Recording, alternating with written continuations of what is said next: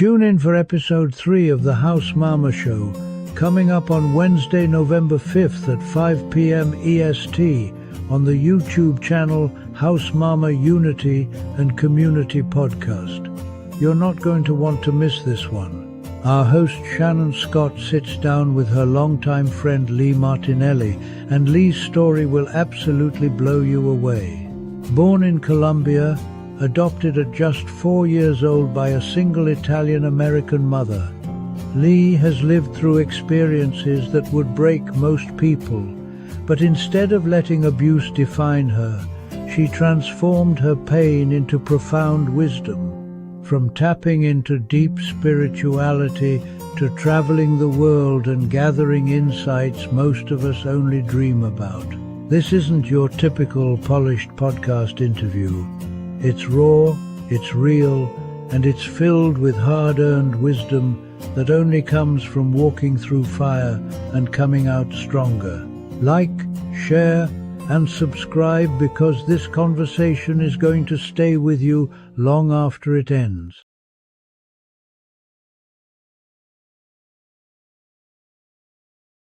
Hello, everybody. Welcome to episode 3/4 of the House Mama podcast. We did episode 3 last week and decided that we wanted to redo the episode because we had way too many glitches, spiritual and technical. So we wanted to make sure that Leigh's story got out there the proper way. So this week we are going to be sitting down again with Leigh Martinelli. She is an old friend of mine. We met in 1997 when we both were living in Italy. Our parents were stationed there. Immediate connection, immediate friendship, and we've remained friends, for the past 30 years. So she is going to be on the show today. Last week we had Kevin Allen on. I'm sorry, that was 2 weeks ago because last week was the mistake episode. So 2 weeks ago, the recap was with Kevin. I don't know what the heck just happened. I just lost my whole train of thought live. Anyway, so Kevin said a lot of things that I really felt connected to Leigh's story. Most importantly, he was talking about putting on the armor of God. Leigh came from a background of being born in Colombia at 4 years old. She was adopted by an Italian-American mother. She was left on the footsteps of the orphanage, and she then was a single child to a single parent traveling the world. She has gone through a divorce recently, her spiritual awakening. And it just reminds me so much of what Kevin had said that week about putting on the armor of God. I fully know and believe that she's had divine protection her entire life. And her story is really going to resonate that. So right now we're going to hop into a recap from the week with Kevin. So here's your recap.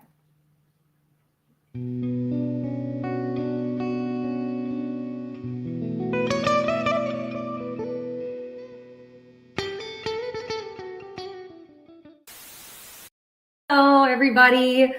Welcome to episode 2. This week, I have a very old friend of mine, Kevin Allen, on the show. I just found out this is his first podcast. I'm super excited to have you on. I've always had a lot of respect for you. I am motivating people to not give up in their lives and dust themselves off and go out there and be the best version of them. Like right now, I'm just obsessed with growth. Self-growth is what I'm obsessed with right now. Like every single day, I'm spending time like, all right, working, what area can I work? I always felt like I was treated like an outcast by people. I never would really fit into any environments. But then I got to the point of, all right, what is the reason for that? It's because I'm supposed to stand out. I'm supposed to use my voice. Like I am supposed to be on the island over here, but I'm not alone because God is walking with me through this journey. So, and like how I feel now is like, bro, I don't even want to different about Kevin that you just don't find everywhere. And I want them to know like, that's God, because this was a transition. Like I wasn't this person. Like this glow that you seeing is him living through me. This is his shine. He's always been a huge inspiration for me. I love his faith over fear. Fear is only driven by your lack of faith. And I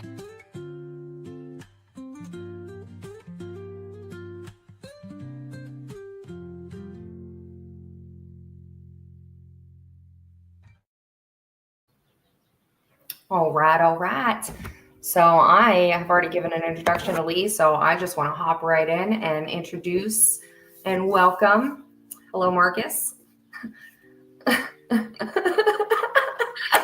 Anyway, that was Marcus. He hopped in instead of Leigh.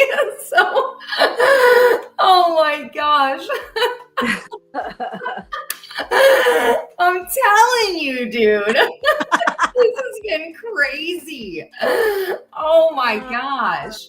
Yeah. Man. Hello, Leigh. All right. Leigh Martinelli, everybody. Hi. Thanks for Hello. Man. It's like I don't even know where to start or end in this with you. The energy around you, dude. a little crazy, I know. It is. It calls you. It calls you. Yeah. And it blows me away. We were talking, Leigh and I were talking on the phone before this podcast, and we were talking about a lot of the, spiritual connections, and it just really blows me away. Not only the issues that we had last week with, technical issues, man, the energy in my home was insane. Then today, as soon as we tried to get on this podcast today, we were we were running into technical issues. Hello, Barb. And we were just the connections that we were making spiritually when we first started to try this show, dude. Leigh, I hope you truly understand, which I think you do, how special you are. Thank you. Thank you. I appreciate that. My mom always told me. I never believed her until recently. So, yeah. Yeah, you truly are. And it literally starts with when you were born in Colombia. So tell me about that. Yeah. So some of my first memories in life were of begging on the streets, living under a bridge, poverty, and the hunger. Like, I still can, if I get hungry even now at this point in time in my life, it still triggers me a little bit. It was actually a long running joke with my grandmother, my mother, and I. They always said that I would always have to have leftovers of whatever the meal was, because when my mom first brought me to the U.S. After she adopted me as a single Italian American mother at the age of 4. I didn't speak any English. She didn't speak a lot of Spanish. And we were eating tuna fish for lunch one day, and happy as could be, happy as a clam, nothing wrong. As soon as we finished, I started bawling out, crying, and they couldn't figure out why I was crying. So finally, my grandmother said, well, maybe she's still hungry. Let's make her some more food. Mm-hmm. So as soon as they made that food, and as soon as I saw it in front of me, I stopped crying. I didn't eat it, but I stopped crying. I just wanted to know that there was more food for me for the next time that I did get hungry. And, it took a while for my mom to really understand that. But once she did understand that, she knew, just let me eat as much as I want, right. And even to this day, I still have to have leftovers. Mm-hmm. So, I mean, that's some of the first memories that I have. And then one night, I remember being ripped apart. I don't remember. I feel like it was from a sibling. So, I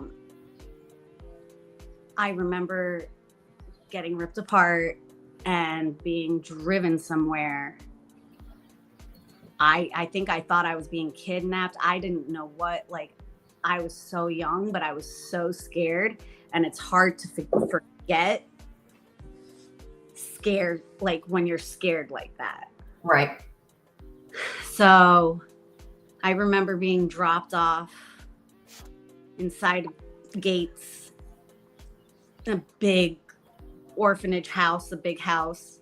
Mm-hmm. It was nighttime, so I just got dropped off. So I wasn't sure. I just, as a child, I'm not going to sit still. So I just walked around, and I just remember seeing a bunch of white lights, and it scared the crap out of me. And I thought it was bad.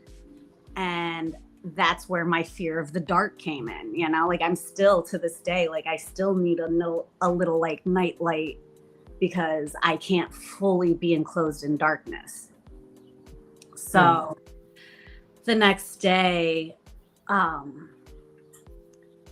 remember the owner of the orphanage found me, and she treated me like her own from the day that she found me. And like, she would take me home with her. Like I was special to her. She would take me home with her when I was sick, and she would take care of me. And she handpicked my mom for me. So when her and my mom met and they started communicating, sent a picture of me to her. My mom said she knew from the moment she saw my picture. And she came out to Colombia, and she started the process of adopting me.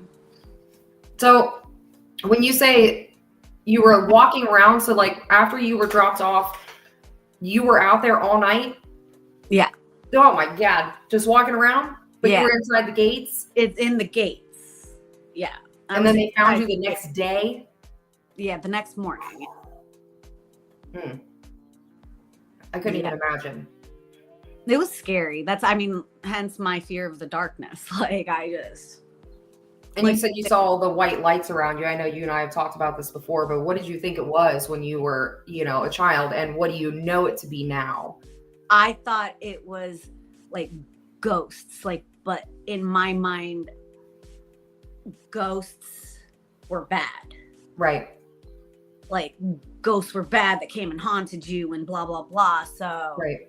Scared the crap out of me. Thinking back now as an adult and with everything that I've been going through, I realize that it's something different, but that's divine protection, my dude. That's what that was.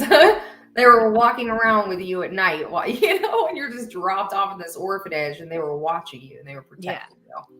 Oh, for sure. Yeah. Sure. So then you moved with your mom. Tell me about that. Tell me about what it was like to now be a part of a home, a part of a family. Excuse me. I was just grateful. Yeah. I just remember being the happiest child. I'm grateful. Yes.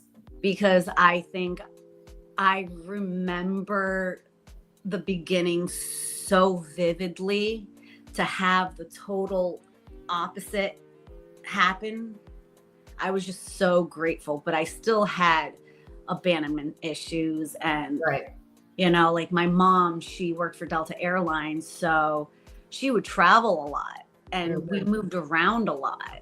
And I remember before I really started moving with her, she would get sent to these places and she wanted to test it out before she brought me into a whole new atmosphere and whatnot. So she would be gone weeks at a time, which would trigger and leave me with a friend of hers, like totally trustable. It was very kosher, but it would trigger my abandonment issues. And I remember like sleeping with her picture under my pillow and stuff and crying.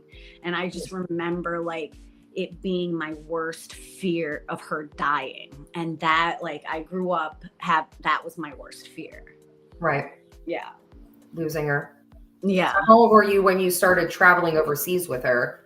So I was about 6, I believe. We moved to Rome for for 6 months, like when I was in 2nd grade. And then we moved to California. But then we ended up moving to Amsterdam when I was 7. And from there went to Rome and then to Milan where I met you. And very Still so weird. But yeah, we either moved every 6 months or every 2 years. Yeah. Yeah. It was quite difficult. It was not the best time as a child, but as an adult, I recognize so much like how the experience like Forms you. Formed me, like made me the person that I am. Yeah. But as a child, it was so lonely. Mm-hmm. I was an only child. So Right. I feel like for me, it was even more lonely because, you know, you're the foreigner in the country, you know, you're going to a different country and submerging yourself in their culture, in their religions, and their language. Yep. You know, so it was hard as a kid. Yes. And I didn't feel like I was able to make like such lifelong friendships, even though those like you and others, I still speak to this day from Milan, you know, and Rome and all the places that I've lived. So, but as a kid, you know, you're doing all that moving. You're just like, I just don't, it's just lonely. So I hated it as a kid. Yep. And I resented my mom for it. Yeah, I had the same issues. I resented my parents. I just wanted to go home. Like, and I didn't even know why. I just wanted to go home always. It was always a longing. Yeah. I just wanted to go where I felt I belonged. Right. And I never felt like I belonged. Yep. So, and that, I guess like that whole experience, it made me very like open. Yeah. Less judgmental, very open to other religions, like everything, anything, you know? So, and very patient towards people who move to the States. Because if you think about it, I mean, I actually remember the feeling I felt not being able to speak any English when I first got here, you know? So I knew that feeling from here, but I also knew that feeling from Europe. So it's like, I'm very open. So I love sharing that with you because I don't run into many people, obviously, that have even traveled overseas, let alone lived overseas. And it's an entirely different life growing up. You know, a lot of people talk about how they went from, you know, this school to this school in their hometown, but we went to entirely different continents, whole different cultures, language, religion. And I love that you said that about people coming into our country because we were literally the minority growing up. We were the minority. We were, you know, never left out. I was always very welcomed by people when we moved overseas. But you still felt like the odd man out, you know, especially being an American overseas, you know. So I love that you recognize that and say that. That's super important for what's happening in our country right now. We're not very tolerable. So I feel like we could be a lot more tolerable. So. Oh yeah, absolutely. Yeah. And it makes you more tolerable. That's what has created the person that you are. You're 100% right. Yeah. It'll flow anywhere. Can I that? Quick. All right. So tell me about moving back to the US. What was that transition like for you? It was an extreme culture shock. Yeah.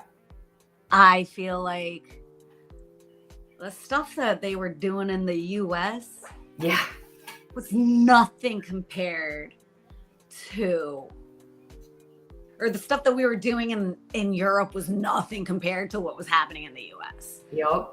So here I am, very naive, just starting to become a teenager. Yep. I'm going to want to fit in. I'm going to be rebellious. I'm going to act out. I'm going to, you know, to the max, because now you've just moved me again. Yep. So Yep. I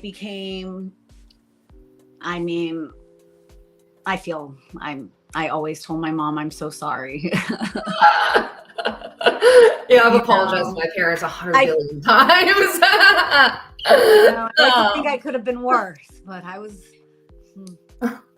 it wasn't the best. So, I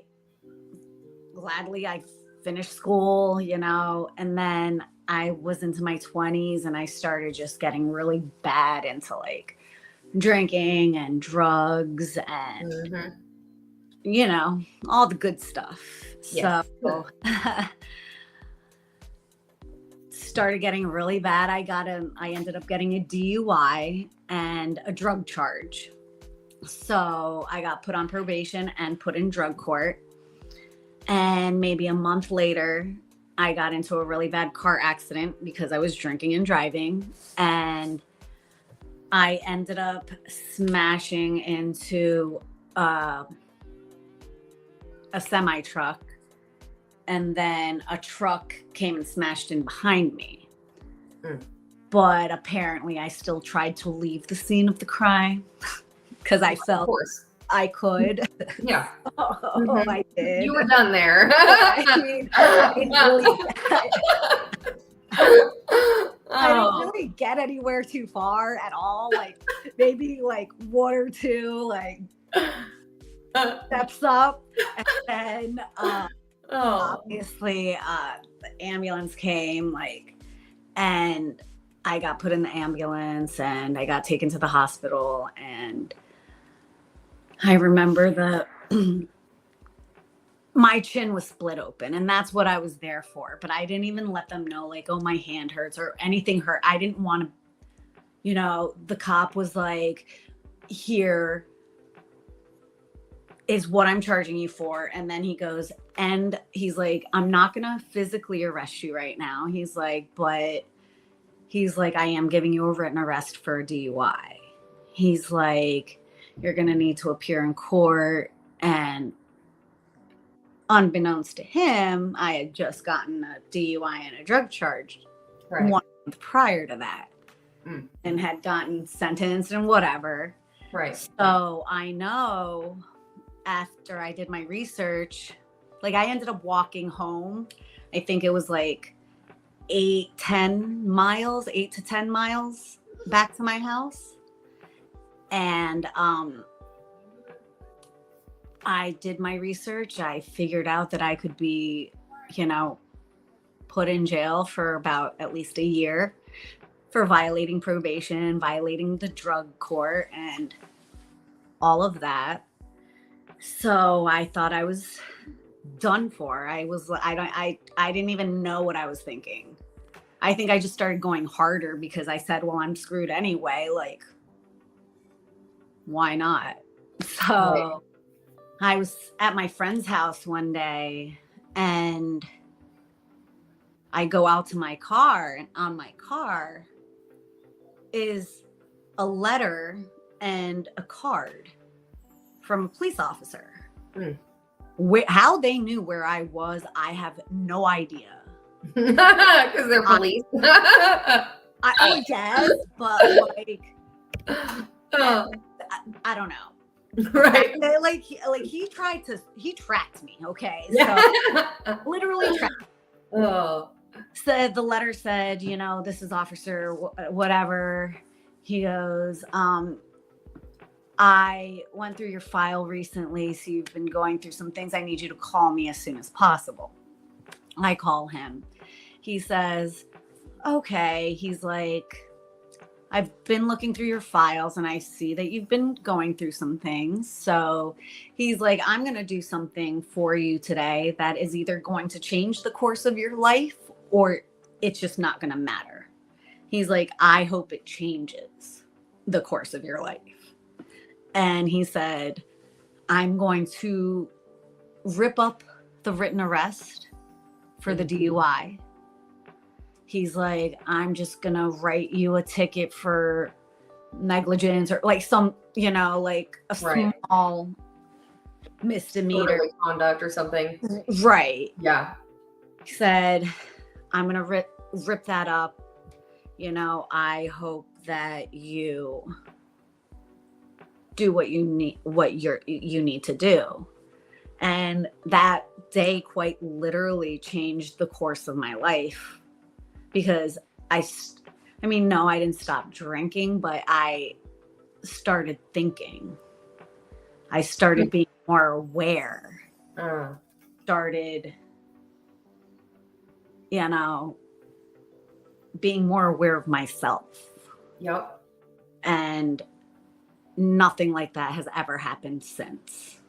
So I feel like that was extreme protection on my part, because how you think about it, when does that actually happen to someone?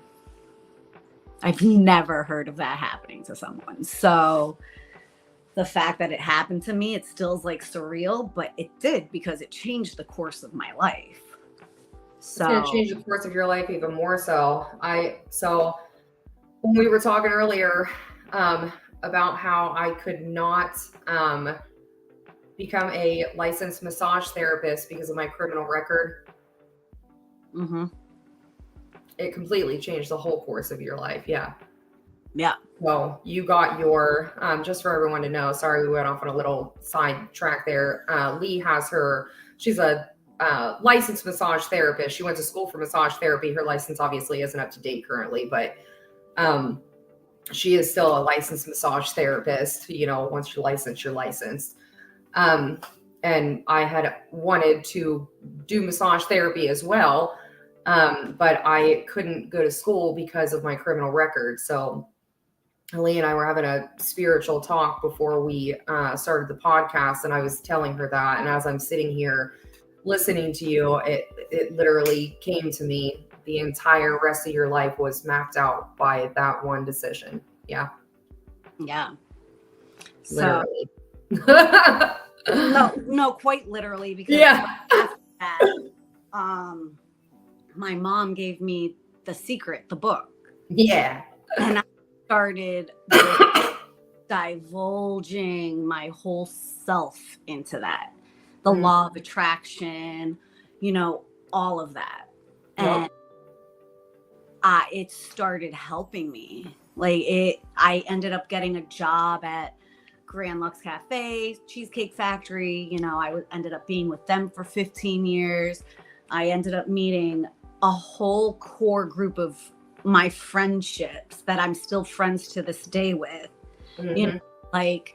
It totally changed the course of my life. And then from then on, after I, a couple of years after I started getting into The Secret and the law of attraction, started kind of living my life a little bit better and just with more purpose and more thought. That's when I ended up, I was best friends with my soon to be ex now. Right. I was best friends with him for years, but then after I divulged into the law of attraction, I started doing stuff, and him and I ended up getting together and, started building a beautiful life. And we moved all over the country. We moved to Vegas. We moved to Pennsylvania. We moved to Jersey, so, it was a very amazing part of my life and a very pivotal part of my life. Yeah. For what that cop did for me. And it allowed me to move into the next stages of my life. Because Tell me about that next stage. So the marriage, we were together for, I believe, 15 years. We were together, married almost 8, best friends for 18 years. We were happy. He worked a lot. He is a general manager of a restaurant. So, and he's been a manager as long as we've been together. So he's always worked a lot. Right. I'm from the restaurant industry too. So I Same. totally understand it. Right. You don't leave. The money's just too good, girl. The money's Right.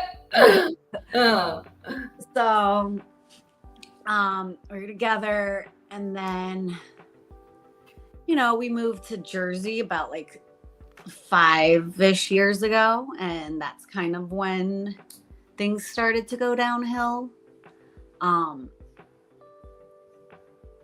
I was not happy for the past 5 years, but I didn't know what to do about it. I didn't want to talk to my mom because I needed to figure this out myself. I didn't want to give up on a marriage, and I didn't want to give up on our friendship. I didn't get married to get divorced. Right. So I said, okay, before I can figure out what's going on here in the marriage, why I'm so unhappy, why don't I start just diving into myself and seeing why I'm unhappy? Like, Yep. happiness shouldn't be based on someone else. Right. So I started digging into myself, like digging like hardcore, just in the trenches of the depths of my soul. And I figured out why I was so revengeful, and why I hold grudges, and why I get angry so fast, and I'm like this and that. Figured it out, and I started just working on it. That shadow work, man. And I ended up learning to love myself so much that now I'm like obsessed with myself. So I can't help it. So, I'm obsessed with you too. thank you. I'm so now, like, so I got to the point, I'm like, okay, I know who I am. I know what I deserve. I know what I want. I know what I need. Now it's time to start digging into what is actually going on here. Mm-hmm. So, wouldn't you know it, that once I had decided to do that, things are just going to fall into my lap, because why the hell not? Mm-hmm. I started, so I'm going to kind of go back a little to come back up. Okay. So about 2.5 years ago, I started going through some crazy stuff at work. It was like everyone was against me. My mom had gotten sick. She was in the middle of her cancer, and like she had gotten better, and then she, got another form of cancer, and then I started going through it at work, which, I mean, I'd been with them for 15 years. Like, why all of a sudden? And am I going through it at work?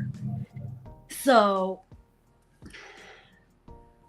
long story short, someone spread something about me at work, but my boss, I guess I want to say that she did not like the fact that I had a lot of knowledge.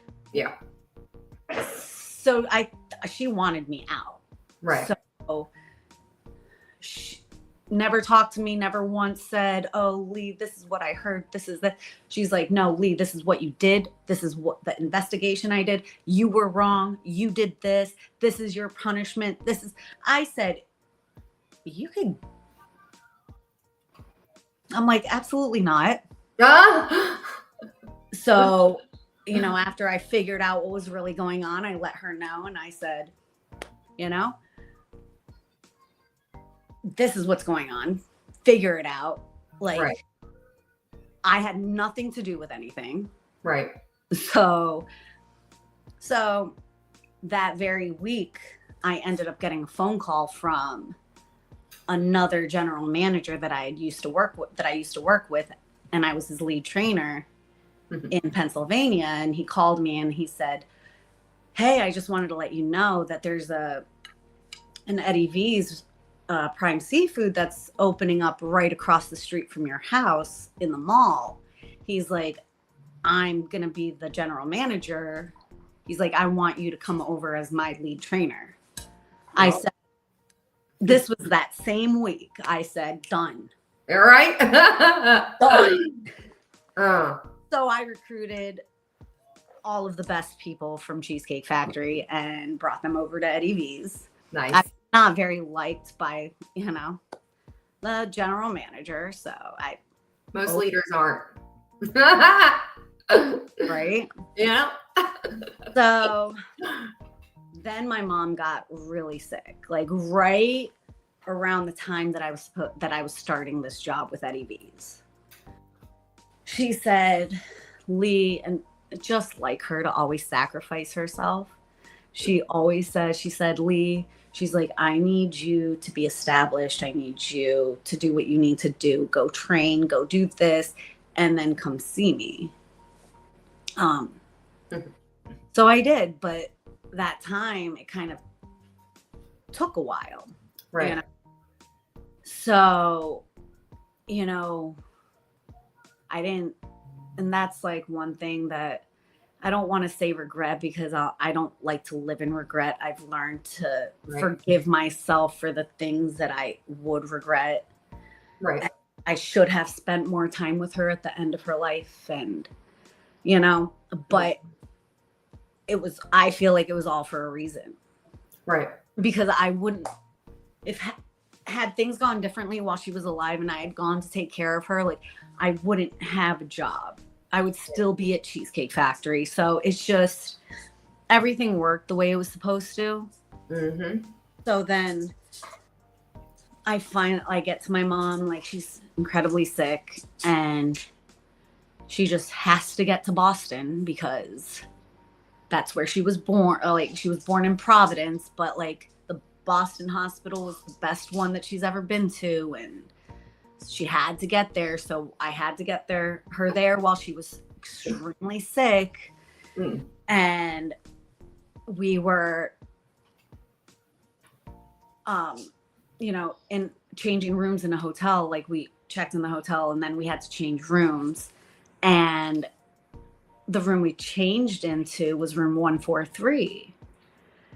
So I looked at her, I said, Mom, I was like, look, it's 143. Do you know what that means? She's like, no, what does it mean? I go, it means I love you. She goes, oh, 143. She would love to learn those new little sayings, like the LOLs, the 143. Yeah. So throughout the week, while we were waiting for her doctor's appointment, she would throw out, 143, Leigh, 143. Mm-hmm. So fast forward to the night that she dies, and she isn't conscious. Right. I'm sitting there, I'm in the chair, and I don't know. I was looking on my iPad for something, and then out of nowhere, it's really hard to explain, but it's kind of, I felt like something went through my body, kind of. Mm-hmm. And then because out of the blue, I just shivered and I looked up and I automatically knew my mom had passed. I don't know how I knew. Mm-hmm. I just knew. So I was like, how do I know this? I was like, no, there's no way. So I go, I look, I'm pretty sure she had passed. Right. So now I'm not sure what time any of this happened. I hadn't looked at a watch. So I broke down, obviously, and then I had to go look for her nurse. I couldn't find her nurse. Found a nurse. They went to find her nurse. The nurse came in, checked my mom, said, okay, I have to go get a doctor to announce the time of death, to make sure. Right. I said, okay, not sure how long that took. Doctor comes in, checks her, and proceeds to say her time of death is 1:43. Gives me the chills every time I tell that story. Isn't it odd too that you were on episode 3 and 4? Yeah. 13, like 13, because she passed away on Friday the 13th, October 13th. And she was born on March 13th. 313. So, and the 143 just falls right up in there. Yep. So, I knew from that moment on that something was completely different. Right. I didn't know what, but I knew something was completely different. And then I started having some really like weird feelings. I wasn't sure what they were. They were just really weird. And then fast forward to about 5-6 months ago, those feelings kept getting stronger and stronger. And I was like, all right, I hadn't said anything out loud to anybody. I just kept this in with these weird feelings. I said, I have to let this out. I have to tell someone. So my friend we ended up going out to dinner that night. And I ended up divulging all this information, like how for some reason I thought he was cheating on me. And I was like, but that's impossible, because this is one of those type of guys that everybody is like, there's no way. There is absolutely like no way. Right. Like I would be like, there's no way, to the point where I told him to sleep because he works an hour away from where we live. Right. So during the winter, bad weather, this, that, Mm-hmm. gets off late, super late. I would often say, get a hotel, stay there, please. Like, I'd rather you be safe than sorry. Mm-hmm. You know, like there are crazy drivers out there, especially in the middle of the night. Like, stay there. And you're close to work the next morning. I would say this all the time. That's how much I was like, he would never do anything like that. Right. So, that same night that I happened to spill it out to my friend at dinner, that same night, I come home and I'm sitting on the couch. I'm just watching some TV, just relaxing. My phone starts buzzing and then there's a text message. I don't know this number, but it said, "Hi, is this Leigh?" Now, I don't know why, but the second that I saw this text message, like my whole body started tingling. It just started tingling, and something in me was like, screenshot this message. There's something about this message. I don't know who it is, but I know that they know me because they spelt my name right. Yep. And usually people spell my name wrong. Right. So I was like, all right, I have to put this to the side, because at that time it was late. I was like, I'm not going to deal with this right now. I had just like vented to my friend, you know, a lot of energy had gone out. So I was like, let me put this to bed. So the next day I notice and have a feeling that my husband's acting really shady, like real shady. So I had put my phone down. I went to go take care of my dog in the living room, blah, blah, blah. I came back. I was like, I can't find my phone. But something happened to where I got so excited that I went and burst into the bathroom that he was in to tell him the news. And he just looked really shady. It looked like he was like just looking at his phone. I was like, whatever. Come to figure out that my phone was missing. So I go to look for it, and it just so happens to pop up when he pops up. So immediately something inside me, a voice inside me said, look at your text messages. Go look for that text message from last night. So I go, it's not there. I'm like, okay. So I call my friend that I had been out to dinner with the night before, and I said, this is what's going on. She goes, Leigh, check in your recently deleteds. If you if you accidentally deleted it, it's going to be there. Right. Now, my illiteracy with telephones and cell phones is off the charts because I said, I have a recently deleted? What? Yup. Like, how do you even get there? So she told me step by step how to get there. So I went there, wasn't there. I knew for a fact he had deleted the message. Right. I said, you just gave me the green light to go full-blown detective mode. Yep. Perfect. So I pay for a search engine. I put in the numbers, up pops 3 different women in the same age range. So I said, I guess I'm going to have to stalk all social media. So there I go. And ended up narrowing it down to 1. And then I was like, just kind of praying out loud, because that's from when my mom had been dying. That's the one thing that I started doing, was just praying. Right.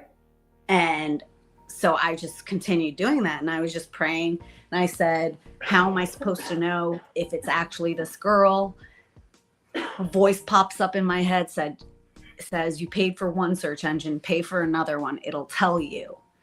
And then, so I did that, and up pops this chick, the one that I had narrowed it down to. And as soon as I saw the name, my whole body started tingling, like the same way my body started tingling during the text message. I knew there was something. I knew it was her. I don't know what about her, but I knew it was her. So then I go through his phone, connect dots, still didn't think I had enough evidence. So my best friend says she sent a tracker my way. It's going to be coming on Tuesday. Track his car, and we're going to figure it out for sure. But we ended up getting into a fight on that Monday night, and I felt like I was being gaslit. So I said, absolutely not. Who is this? I know this and this. I know a lot more than I'm saying as well. So you can either tell me the truth, right, or we can go a totally different route. So me being the nosy person I am, I needed all the nitty gritty details. So he told me all the nitty gritty details. right. And he had been cheating for 4 years with the same woman. It was a whole other relationship. It was, meeting of the family, this, that. Right. And that the second that he told me that, I knew things were different, when all I felt was peace. Right. I didn't feel any anger. I wasn't sad. I was more grateful, because I had been so unhappy for so long. Mm-hmm. In my mind, I was like we hadn't been physically, mentally, emotionally, intimate in years. Right. So I, I don't want to say it gave me the way out, but it made up my decision for me, because there are 2 things that I will never tolerate. You putting your hands on me and you cheating on me. Right. I'm worth way too much, and I did way too much work on myself to love myself, mm-hmm. to allow someone to treat me like that, no matter how long it's been. Yep. It's just not going to happen. But then I started thinking, can I really see him out of my life? Like, do I really think he's a horrible person? Do I think he is such a bad person? And I had to say, no, I don't think he's a bad person. I think he did a really shitty thing. I don't think he's a bad person, because he never once tried to initiate intimacy with me, like during those couple years that we weren't seeing eye to eye and stuff like that. So if I knew what was possible doing what I did. Right. Because for me, I have to be emotionally and mentally all there. Right. So, like I said, he didn't try. He didn't, because a lot of men would have been like, you're my wife, this, that, Right. So the fact that he didn't, I had to respect that. Yeah. So that's when I decided, all right, the marriage is over. Right. There's no way. I'll never allow someone to treat me like that. But we can work on a friendship. But here are the boundaries that I'm putting up, and everything I've been asking for in the marriage that has been making me unhappy. You have to now do that in order to prove to me that you would like a friendship with me. Right. Because if these boundaries aren't met, I have no problems cutting myself off. Like, right. No problems never speaking, hearing, seeing you ever again. And he knows that. I've done that plenty of times. Right. Like, once my energy, like, I will go hard for you. Right. Until I get to that breaking point. Same. So, that's where we're at now. We're in therapy, not trying to get the marriage back together because there's none of that. There's nope. But to get the friendship back together, to try to see if there's still something worth establishing there. Right. And that's where I'm at now with that. So, yeah, because then tell me about that. You already know. I don't even need to say it. So, a couple days after I found everything out, a couple days after I found everything out, I reconnected with my high school sweetheart and my first love. And we are now trying to see what is still between us and what beautiful things we can build together. Your old face, man. Your old I know. I light up every time. It doesn't matter how many times we talk about it. It's like brand new to you. It is brand new to me. It's like the massive way that my life has completely 180'd, like a total shift. It's like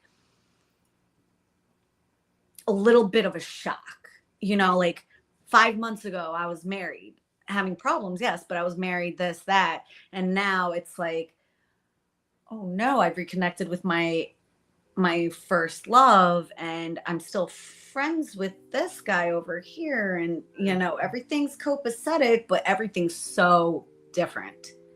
So it's just getting some used to. So you're gonna have a lot of things to get everything happens for a reason, bro. It's ridiculous. You're and every time to get used to, man. Yeah. It's exciting stuff, It's like a brand new life. And it's like, who could be so blessed? People who listen. With such a brand new life after being so unhappy. People who listen. You've listened to what you were called for. And I want to know, well, I already know, but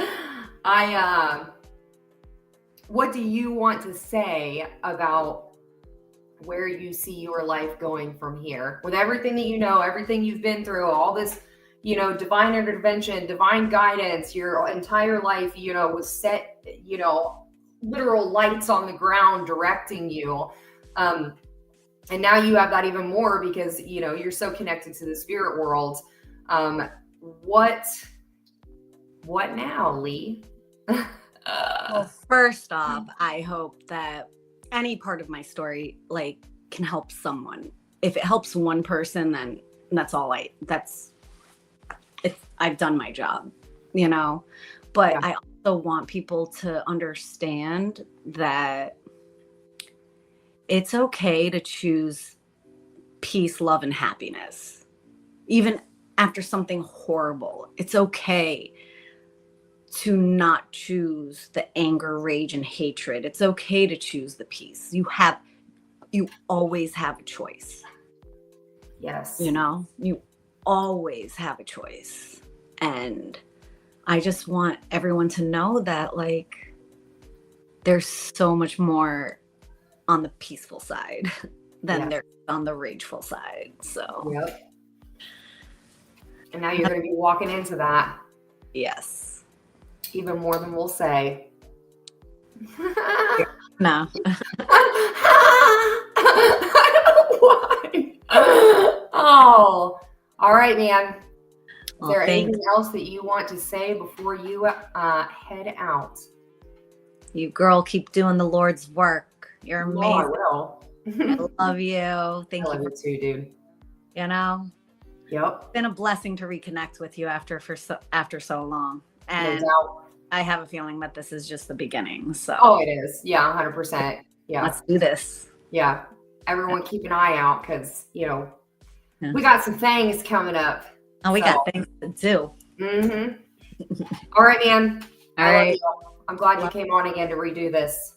Thank you so much for I'm going to allowing. have you on again because we're going to be talking more about your spirit. It was 55 minutes and 45 seconds or 44 seconds when I said that. Yeah, because you got some spiritual things coming up that I definitely want the world hearing more of. So I'd like to hear more too. yeah. All right, man. I love you. All right, Thank you love for you. coming on. All right. Bye. All righty, guys. Leigh, man, it has been a really, really crazy reconnection between the two of us over the past several weeks. You literally have absolutely no idea what's going to happen in your life. There are no coincidences. And Leigh's story is so incredibly powerful. Oh, I love you too, Barb. It's incredibly powerful to me. She knew of that divine protection. She knew of, the divine guidance her entire life. And you can always choose to go in the opposite direction. She could have gone in a completely different way, not just from, being born in Colombia, starvation, poverty, but then, being left and alone all night long, wandering until she was found, adopted, a single child, traveling all over, a third culture kid. I mean, it's almost like a lack of stability while you're trying to create that stability. But she has always had guidance and protection. And that is such a driving force to me when I hear her speak. And then I hear her speaking about her marriage and the infidelity and the way that she was capable of not only seeing that she was unhappy in it, but that he was unhappy in the relationship as well, which then created that connection for forgiveness. How is she going to be upset with him when she was unhappy herself? I literally love that story of forgiveness so much, especially right now. Man, sorry. Sometimes I get these feelings of energy and I prefer to sit with them when they come to me because I'm extremely grateful. I'm aware of what and who it is. So I'm going to have Leigh on again. You guys need to keep your eye on her because she and I are going to be working on some things and more than likely bringing in a whole community of people around it. But yeah, when you have that kind of divine guidance and pure light, it has to be shared with the world. So anyway, all right. That is it for episode 34. Thanks for hanging out with us for the past hour, and we will see y'all next week. If no one told you guys today, I love you. We're all just walking each other home. We'll see ya.